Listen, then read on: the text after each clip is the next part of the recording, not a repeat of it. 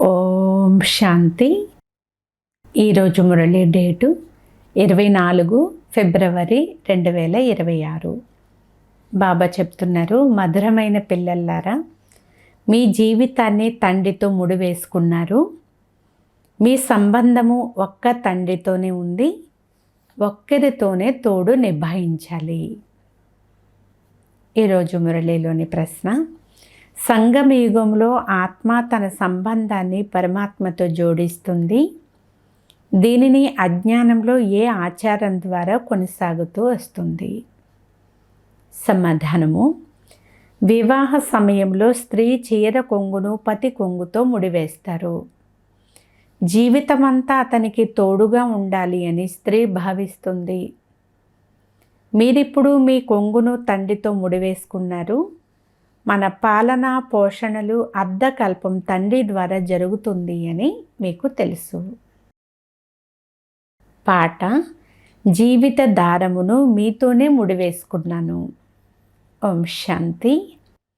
పాటలో జీవిత దారమును నీతో ముడివేసుకున్నాను అని ఆత్మ చెప్తుంది. కన్య తన జీవితం అనే కొంగును పతితో ముడివేసుకుంటుంది. జీవితమంతా అతని జతలోనే ఉండాలి అని, అతనే పోషించాలి అని భావిస్తుంది. కన్య భర్తను పోషించదు. జీవితం ఉన్నంత వరకు అతడే పోషించాల్సి ఉంటుంది. పిల్లలైన మీరు కూడా మీ జీవిత దారమును ముడివేసుకున్నారు. అనంతమైన తండ్రి అనండి, టీచరు అనండి, గురువు అనండి, ఏమన్నా ఆత్మల జీవిత దారమును పరమాత్మతో ముడివేసుకోవాలి. అది హద్దులోని విషయము, ఇది సూక్ష్మమైన విషయము. కన్య జీవిత దారమును భర్తతో ముడివేసుకుంటుంది. ఆమె అతని ఇంటికి వెళ్తుంది. ప్రతి విషయాన్ని అర్థం చేసుకునే బుద్ధి కావాలి. కలియుగంలో అన్నీ అసురీ మతానికి సంబంధించిన విషయాలే. మనము మన జీవిత దారమును ఒక్కరితోనే బంధించుకున్నాము అని మీకు తెలుసు. మీ సంబంధాలన్నీ ఒక్కరితోనే తోడు నిభాయించాలి. ఎందుకంటే వారి నుండి మనకు చాలా మంచి సుఖం లభిస్తుంది. వారు మనల్ని స్వర్గానికి యజమానులుగా చేస్తారు. కావున అటువంటి తండ్రి శ్రీమతమును అనుసరించాలి. ఇది ఆత్మిక సంబంధము. ఆత్మీయ శ్రీమతం తీసుకుంటుంది. అశ్రీమతం అనుసరించినందువలన క్రింద పడిపోయారు. ఇప్పుడు ఆత్మిక తండ్రి ఇచ్చే శ్రీమతమును అనుసరించాలి. మన ఆత్మల జీవిత దారమును పరమాత్మతో ముడివేసుకున్నామని, అందువలన మనకు వారితో 21 జన్మలకు సదా సుఖ వారసత్వం లభిస్తుంది అనేది ఇప్పుడు తెలుసుకున్నారు. అల్పకాలిక జీవిత దారము వలన క్రింద పడుతూ వచ్చారు. ఇక్కడ 21 జన్మలకు గ్యారెంటీ ఉంది. మీ సంపాదన చాలా గొప్పది.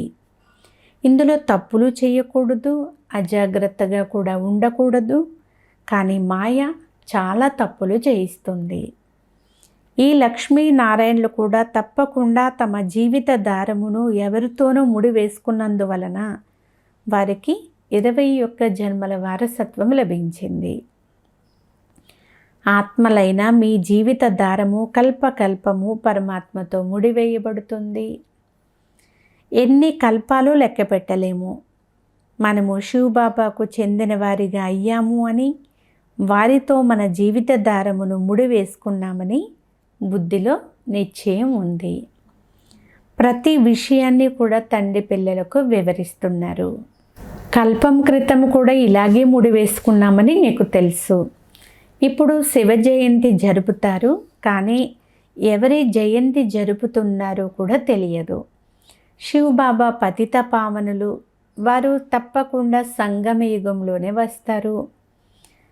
ప్రపంచంలోని వారికి ఈ విషయాలేమీ తెలియవు. అందుకే కోటిలో ఒక్కరు అనే గాయనం ఉంది. ఆది సనాతన దేవీ దేవతా ధర్మం ప్రాయలోపమైపోయింది. అది తప్ప మిగిలిన శాస్త్రాలు, కథలు మొదలైనవన్నీ ఉన్నాయి. ఈ ధర్మము లేనే లేదు. అందువలన ఎలా తెలుసుకుంటారు? ఇప్పుడు మీరు జీవిత దారమును ముడివేసుకుంటున్నారు. ఆత్మల జీవిత దారము పరమాత్మతో జోడింపబడింది. ఇందులో శరీరాల విషయమేది లేదు. ఇంట్లో కూర్చుని ఉన్న బుద్ధి ద్వారా స్మృతి చెయ్యాలి. ఆత్మలైన మీ జీవిత దారము బంధింపబడి ఉంది. కొంగుముడి వేసుకుంటారు కదా, అది స్థూలమైన కొంగు.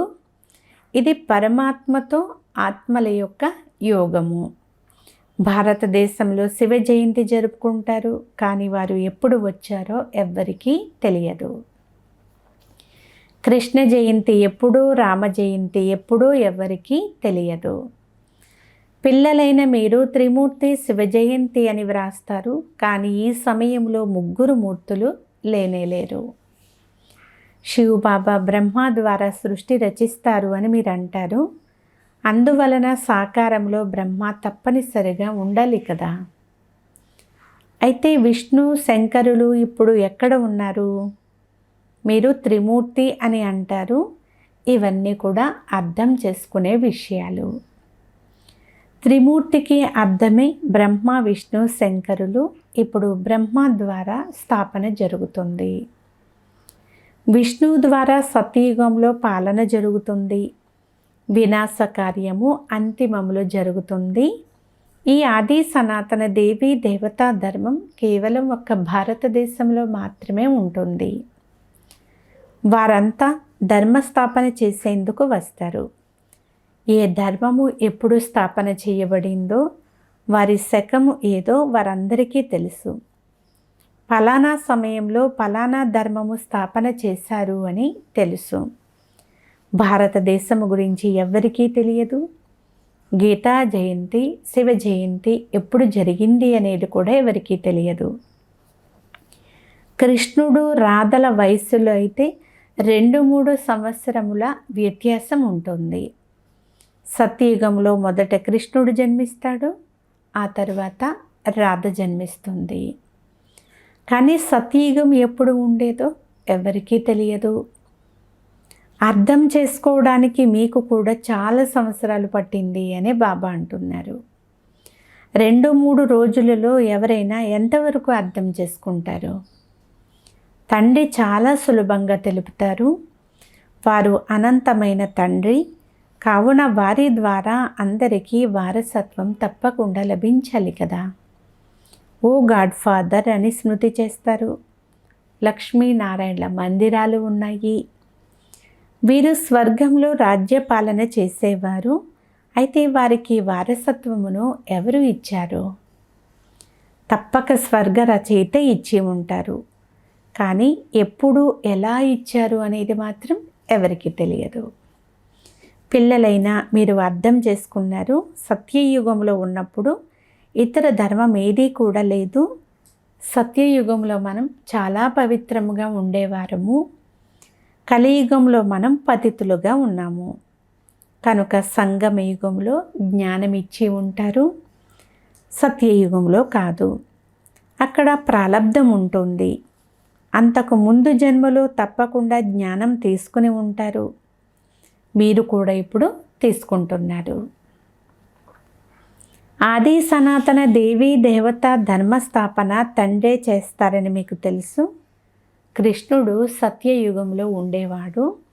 అతనికి ప్రాలబ్ధం ఎలా లభించింది? లక్ష్మీనారాయణలే రాధాకృష్ణులుగా ఉండేవారు అనే విషయం ఎవరికి తెలియదు. కల్పం క్రితం అర్థం చేసుకున్న వారే ఇప్పుడు కూడా అర్థం చేసుకుంటారు, అంటు కడుతున్నారు. అత్యంత మధురమైన వృక్షానికి అంటు కట్టడం జరుగుతుంది. ఇప్పటి నుండి 5000 సంవత్సరాల క్రితం కూడా తండ్రి వచ్చి మనుషుల నుండి దేవతలుగా చేశారు అనేది పిల్లలు అర్థం చేసుకున్నారు. ఇప్పుడు మీరు బదిలీ అవుతున్నారు. మొదట బ్రాహ్మణులుగా అవ్వాలి. పల్టీల ఆట ఆడితే తల భాగము తప్పకుండా పైకి వస్తుంది. ఇప్పుడు మనం బ్రాహ్మణులుగా అయ్యాము. యజ్ఞంలో తప్పకుండా బ్రాహ్మణులు కావాలి. ఇది శివుని లేక రుద్రుని యజ్ఞము, రుద్రజ్ఞాన యజ్ఞము అని అంటారు. కృష్ణుడు యజ్ఞమును రచించలేదు.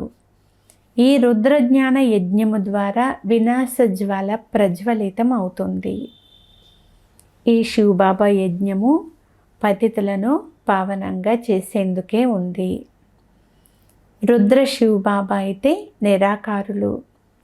వారు మనుష్య శరీరంలో ప్రవేశించినంత వరకు యజ్ఞమును ఎలా రచిస్తారు? మనుషులు కూడా యజ్ఞములు రచిస్తారు. సూక్ష్మ వతనంలో కానీ లేక మూల వతనంలో కానీ ఇలాంటి విషయాలు ఏమీ ఉండవు. ఇది సంగమ యుగము అని తండ్రి అర్థం చేయిస్తున్నారు. లక్ష్మీనారాయణల రాజ్యం ఉన్నప్పుడు సత్యయుగం ఉండేది. మీరు మళ్ళీ ఎలా తయారవుతున్నారు? ఆత్మల జీవితం అనే దారము పరమాత్మతో ఉంది. ఈ ముడి ఎందుకు వేసుకున్నారు? సదా సుఖ వారసత్వం పొందేందుకు అనంతమైన తండ్రి ద్వారా మనము లక్ష్మీనారాయణులుగా అవుతున్నామని మీకు తెలుసు. మీరు దేవీ దేవతా ధర్మం వారు అని తండ్రి అర్థం చేయించారు. ఒకప్పుడు మీ రాజ్యమే ఉండేది. తరువాత మీరు పునర్జన్మలు తీసుకుంటూ క్షత్రియ ధర్మములోకి వచ్చేశారు. సూర్యవంశ రాజ్యం పోయిన తర్వాత మళ్ళీ చంద్రవంశీయులు వచ్చారు. మనము ఈ చక్రంలో ఎలా తిరుగుతాము అనేది అర్థం చేసుకున్నారు. ఎన్నెన్ని జన్మలో కూడా తెలుసు. భగవాను వాచ, పిల్లల్లారా, మీకు మీ జన్మలు తెలియవు, నాకు తెలుసు అని బాబా అంటున్నారు. ఇప్పుడు ఈ సమయంలో అయితే ఈ శరీరంలో 2 మూర్తులు ఉన్నాయి.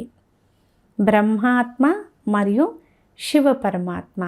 ఇప్పుడు 2 మూర్తులు కలిసే ఉన్నారు. బ్రహ్మ మరియు శివుడు శంకరుని పాత్ర లేనే లేదు.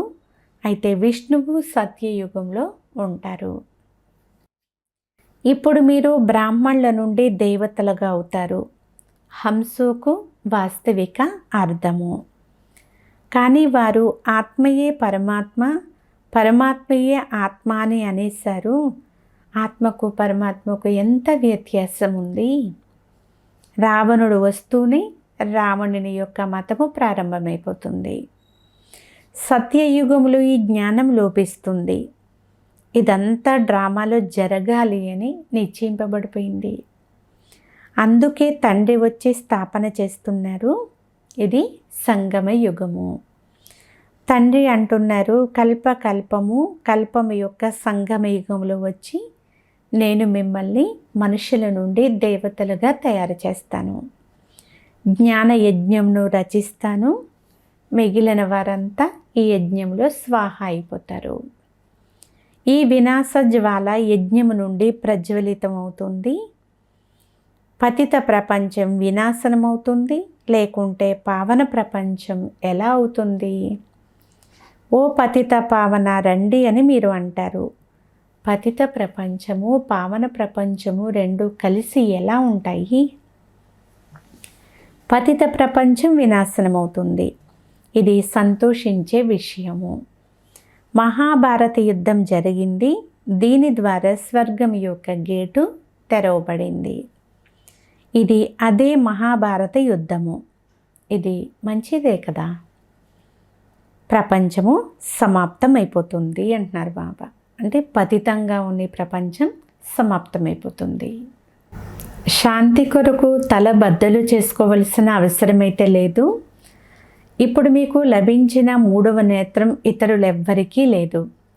మనము అనంతమైన తండ్రి నుండి మళ్ళీ వారసత్వం తీసుకుంటున్నాము అని పిల్లలకు చాలా ఖుషి ఉండాలి. బాబా, మేము మీ నుండి అనేకసార్లు వారసత్వం తీసుకున్నాము. రావణుడు మధ్యలో వచ్చి శపించాడు. ఈ విషయాలు గుర్తుపెట్టుకోవడం సులభము. మిగిలినవన్నీ కూడా కట్టుకథలు.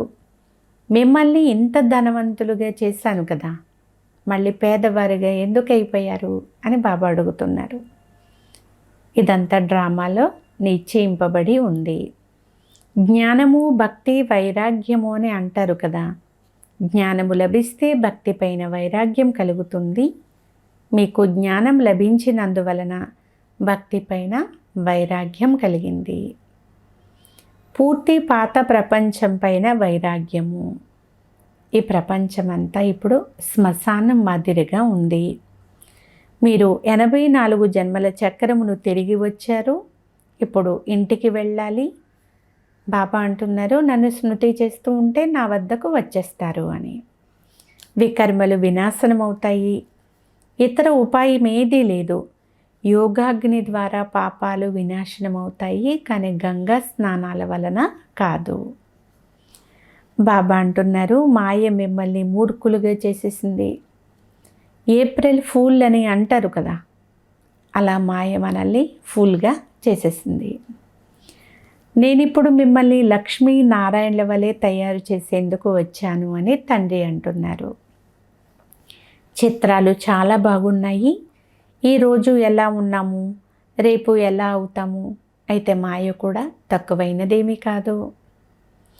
మాయ తండ్రితో ముడి వేసుకోనివ్వదు, అంటే సంబంధాన్ని జోడించనివ్వదు, పక్కకు లాగిస్తూ ఉంటుంది. మనము బాబాని స్మృతి చేస్తాము, మళ్ళీ ఏమవుతుందో తెలియదు, బాబాను మర్చిపోతాము. ఇందులో శ్రమ ఉంది. అందుకే భారతదేశపు ప్రాచీన యోగము చాలా ప్రసిద్ధి చెందింది. వారికి ఆ వారసత్వాన్ని ఎవరు ఇచ్చారు అనేది ఎవరు అర్థం చేసుకోరు. బాబా చెప్తున్నారు, పిల్లల్లారా, నేను మీకు తిరిగి వారసత్వాన్ని ఇచ్చేందుకు వచ్చాను. ఇది తండ్రి కర్తవ్యము. ఈ సమయంలో అందరూ నరకవాసులుగా ఉన్నారు. మీరు సంతోషిస్తున్నారు. ఎక్కడికో ఎవరైనా వస్తే చాలా బాగుంది అని సంతోషిస్తారు. 84 జన్మల లెక్కాచారం ఉంది. తండ్రి నుండి వారసత్వం తీసుకోవాలి. అర్ధకల్పం భక్తి చేసి పిల్లలు అలసిపోయారు అని తండ్రికి తెలుసు. మధురమైన పిల్లలు, తండ్రి మీ అలసటనంతా కూడా దూరం చేస్తారు. ఇప్పుడు అంధకార మార్గమైన భక్తి మార్గం పూర్తి అవుతుంది. ఈ దుఃఖధామం ఎక్కడ, ఆ సుఖధామం ఎక్కడ? నేను దుఃఖధామాన్ని సుఖధామంగా చేసేందుకు కల్పం యొక్క సంగమేగములో వస్తాను అని బాబా అంటున్నారు. మీరు అందరికీ తండ్రి పరిచయాన్ని ఇవ్వాలి. తండ్రి అనంతమైన వారసత్వమునిచ్చేవారు. మహిమంతా వారొక్కరిదే. శివబాబా లేకుంటే మిమ్మల్ని పావనంగా ఎవరు తయారు చేస్తారు? డ్రామాలో అంతా నిర్ణయింపబడి ఉంది. కల్పకల్పము మీరు నన్ను ఓ పతిత పావన రండి అని పిలుస్తారు. శివుని జయంతి ఉంది. బ్రహ్మ స్వర్గస్థాపన చేశారు అని చెప్తారు. మరి శివుడు ఏం చేశారని జయంతిని ఆచరిస్తున్నారు? ఏమీ అర్థం చేసుకోలేరు. మీ బుద్ధిలో జ్ఞానము స్థిరపడిపోవాలి. మీ జీవితం అనే దారము ఒక్కరితోనే ముడివేయబడింది కనుక ఇతరులెవ్వరితోనూ ముడివేసుకోకండి, లేకుంటే క్రింద పడిపోతారు. పారలౌకిక తండ్రి అత్యంత సాధారణమైన వారు. ఎలాంటి ఆడంబరం కూడా లేదు. ఆ తండ్రి విమానాలలో, వాహనాలలో తిరుగుతారు.